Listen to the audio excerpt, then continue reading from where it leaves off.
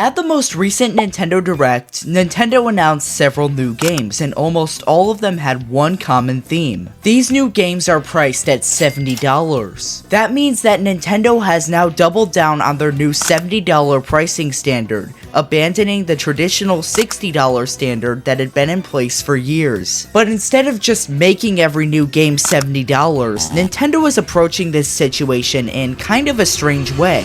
I'll explain it all in this video. Let's get started. Now, before I jump into Nintendo's $70 pricing issue, I think it's important to explain Nintendo's history with pricing their games. Back in the Wii era, if you purchased a Nintendo game such as Mario Kart Wii or New Super Mario Bros. Wii, it would have cost you $50. Fast forward to the Wii U era, Nintendo raised their standard prices to $60. And ever since then, the $60 standard has been in place until the Switch 2 came out. The first possible signs of Nintendo being greedy were seen at the Switch 2 Direct, where Mario Kart Worlds was announced and revealed to be $80. And Donkey Kong Bonanza was revealed to be $70. But at the most recent Nintendo Direct, Nintendo announced several games, most of which had a price revealed to be $70. And if you've at all been on X lately, people are going absolutely crazy over this new standard. Just one example from Shokio over on X, who said, quote, "Nintendo is out of their minds with the pricing for these Galaxy games.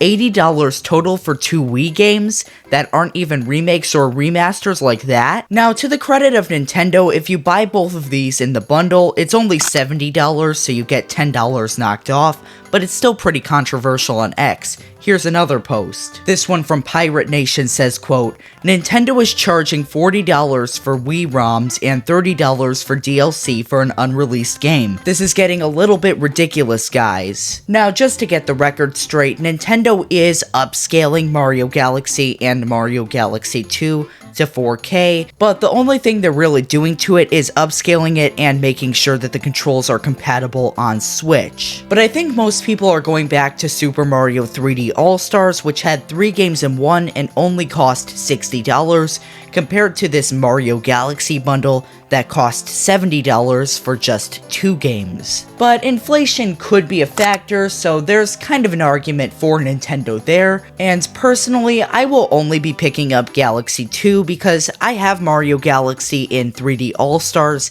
that I got in 2020. But let's move on to the most important topic. Are these games worth $70? Let's first take a look at Nintendo's pricing strategy here. I think Metroid Prime 4 Beyond is the best example. Metroid Prime 4 is going to release on Nintendo Switch, but a Nintendo Switch 2 edition will be available that enhances the graphics and adds support for mouse controls. If we take a look at Nintendo's pricing strategy, the Nintendo Switch version of Metroid Prime 4 Beyond is $60, but the Nintendo Switch 2 edition is priced at $70. And this essentially reveals how Nintendo is strategizing with their pricing for Switch 2. This pricing strategy would indicate that Nintendo believes that their Switch 2 edition with a resolution bump justifies raising their base price line for Switch 2 to $70. But I discussed earlier that Mario Kart World is costing $80 rather than $70, which to me sounds pretty greedy, but if we take a look at something else Nintendo is doing, it makes a bit more sense. Because many of you who own a Switch 2 probably bought the Mario Kart Worlds bundle, which had a download of Mario Kart Worlds for just $50. Mario Kart Worlds is one of Nintendo's most valuable franchises, if not their most valuable. So the extra $10 that you pay for a standalone copy of Mario Kart Worlds might just be because Nintendo was selling Mario Kart World at a much cheaper price than normal in the Switch 2 bundle. But now that I've explained that Nintendo sees value in their games based on how high quality they are, I'm gonna answer the big question: why is Nintendo selling a port of 2 Wii games for $70? According to an article posted by The Gamer back on April 9th, the chief operating officer at Nintendo of America, Doug Bowser, tried to justify why Mario Kart Worlds was priced at $80. He said, quote, "What you see right there is variable pricing. We'll look at each game, really look at the development that's gone into the game, the breadth and depth of the gameplay, if you will, the durability over time, and the repeatability of gameplay experiences.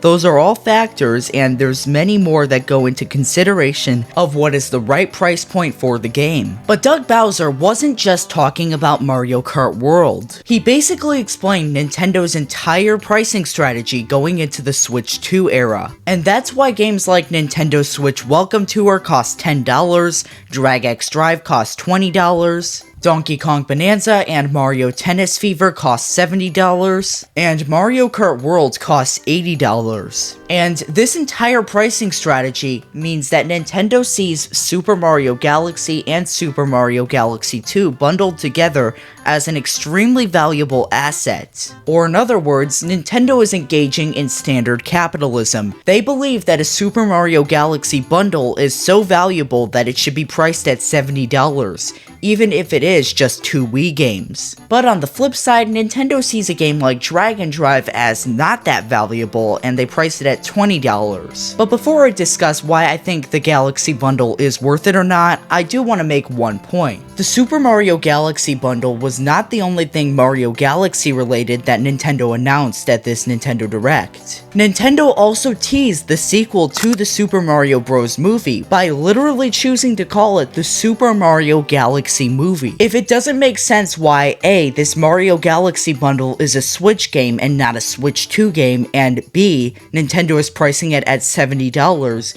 it should make sense now. Nintendo sees a huge opportunity to profit off of this new movie that they didn't really take with the first movie. Not only does Nintendo have a $1 billion box office movie right here that shares its name with a Mario game, but this game that Nintendo named their movie after is also one of their old games. That means that this port is extremely valuable to Nintendo and worth pricing at $70 for them, because it's basically only profit that is coming through this revenue, considering that this is an old game.